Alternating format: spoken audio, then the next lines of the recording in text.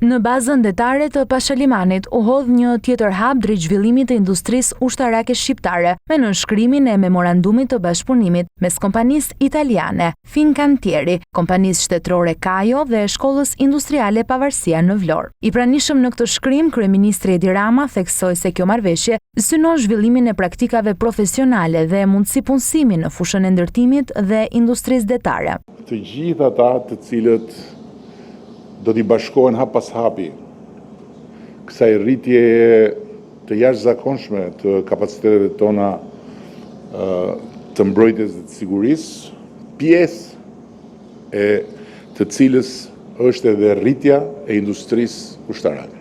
Ai deklaroi se marrëveshja shënon fillimin e një etape të re për industrinë ushtarake, për ndërtimin e një sistemi modern industrial në vend. Ne jemi në një fazë krejt të re, ku industria ushtarake po rilind hap pas hapi dhe marrëveshja me Fincantieri nuk është as e para dhe as e fundit ndër marrëveshjet që po firmosen.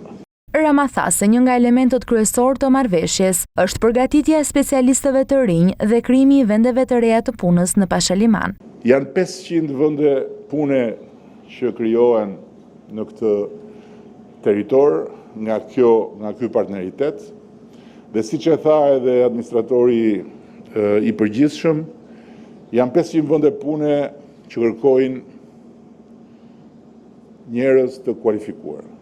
Nga ana e tij, drejtori ekzekutiv i Fincantierit, Pier Roberto Folgiero, vuri theksin tek rëndësia e kapitalit njerëzor, duke deklaruar se suksesi i industrisë së ndërtimit të anijeve varet mbi të gjitha nga profesionistët e kualifikuar.